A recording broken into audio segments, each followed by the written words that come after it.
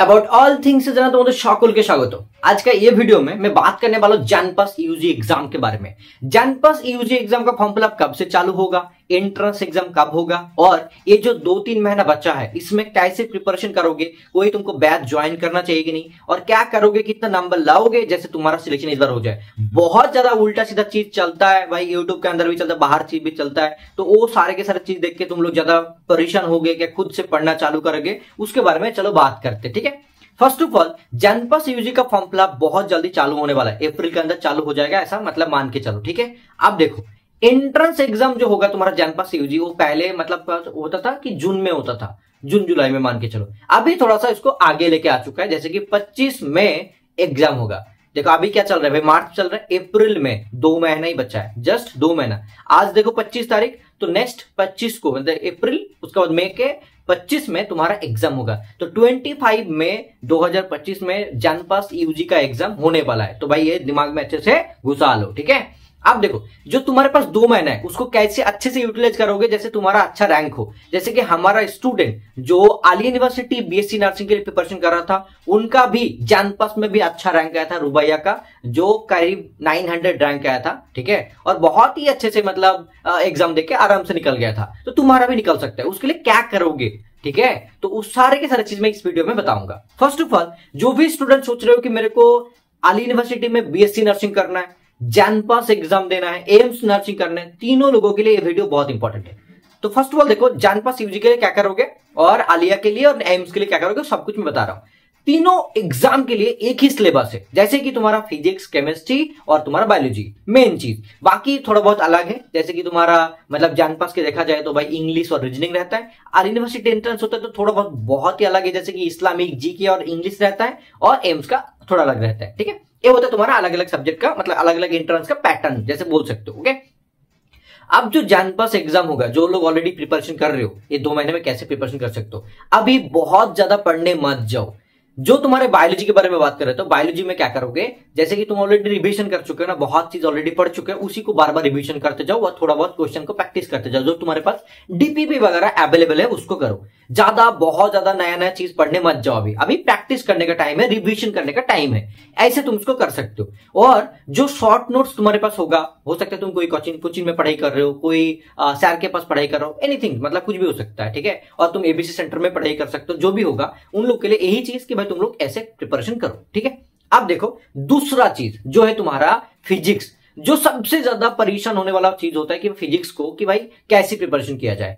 तो मैं बोलूंगा कि एज ए तुम लोग फिजिक्स स्टूडेंट मतलब क्या करोगे, जैसे फिजिक्स पढ़ने के लिए तुम लोग तो फिजिक्स स्टूडेंट हो नहीं, तो क्या करोगे भाई, बहुत ज्यादा पढ़ना भी नहीं है, तुमको नर्सिंग ही तो करना है, तो क्या करोगे, सिर्फ माइंड मैप को फॉलो करो। अगर तुम्हारे पास माइंड मैप है तो ठीक है, नहीं तो अमर बापित कोचिंग सेंटर में एक नया बैच आ रहा है, जो है तुम्हारा मतलब मैं बाद में अनाउंस करूंगा, अभी नहीं बोल सकता, वो 27 मार्च को आएगा। ठीक है, उसमें माइंड मैप मिलेगा, सब कुछ मिलेगा, तो उसमें भी ज्वाइन कर सकते हो, तुम्हारे जनपास, आलिया यूनिवर्सिटी नर्सिंग और बाकी चीज के लिए भी हेल्प होगा। अब देखो, सो फर्स्ट ऑफ ऑल देखो माइंड मैप फोकस करोगे अच्छा रहेगा, उनके साथ डीपीपी वगैरह थोड़ा बहुत सॉल्व करोगे और रिवीजन थोड़ा बहुत फार्मूला का जो माइंड मैप है उसको कर लोगे, तो तुम्हारा फिजिक्स का जो टेंशन है वो खत्म होने वाला है। ठीक है, अब बात करते हैं केमिस्ट्री के बारे में।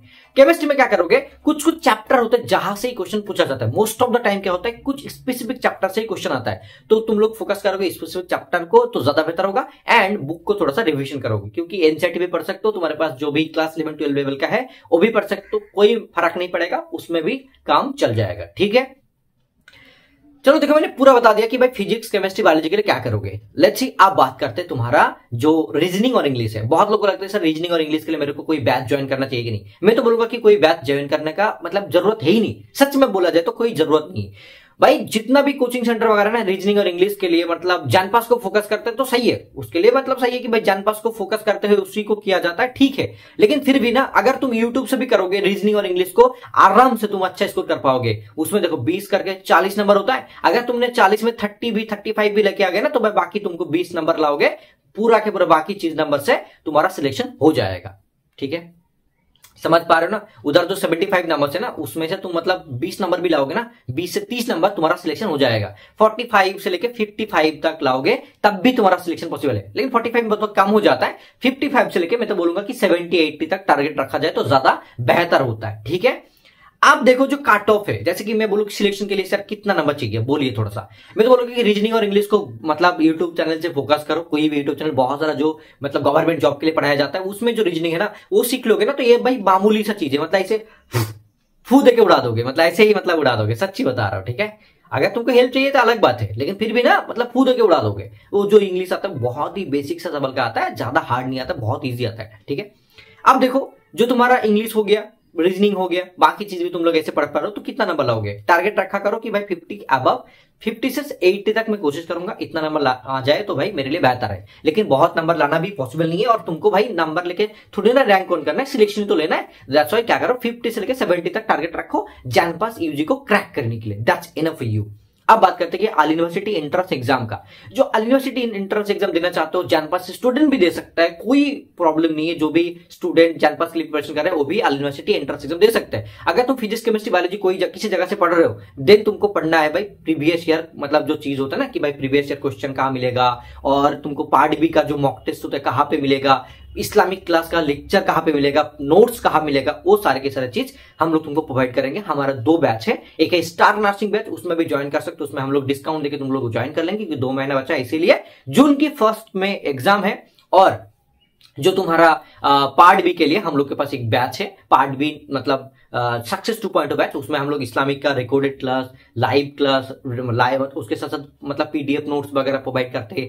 50 मॉक टेस्ट जिसमें 1500 क्वेश्चन करके है, और अनलिमिटेड टाइप अटेम्प्ट भी है। उनके साथ साथ और भी काफी चीजें जो तुम लोग को हम लोग प्रोवाइड करते हैं, ठीक है, उस बैच में। और एक चीज नया चीज आ रहा है जो क्रैश कोर्स करके बहुत ही कम पैसे के अंदर बीएससी नर्सिंग का, जो पार्ट ए के लिए प्रिपरेशन करना चाहते हैं, पार्ट बी के लिए तो पार्ट बी बैच है, वो तो पढ़ लेगा तो आराम से हो जाएगा। उसके लिए पार्ट ए के लिए सिर्फ बीएससी नर्सिंग स्टूडेंट जो बीएससी नर्सिंग देना चाहते हैं ऑल यूनिवर्सिटी के लिए और एम्स के लिए, वो दोनों स्टूडेंट के लिए एक टारगेट बैच है जो आ रहा है, बहुत जल्दी लॉन्च होने वाला है, उसको भी ज्वाइन कर सकते हो, ठीक है। बैच का मैं नाम जस्ट बता देता हूं, एक्सप्रेस ऐसा करके, एक्सप्रेस बैच ऐसा मान लो, बहुत जल्दी आ जाएगा, तुम लोग जाके ज्वाइन कर सकते हो। अमर बापिट कोचिंग सेंटर आपको डाउनलोड करो, उसमें तुमको मिल जाएगा।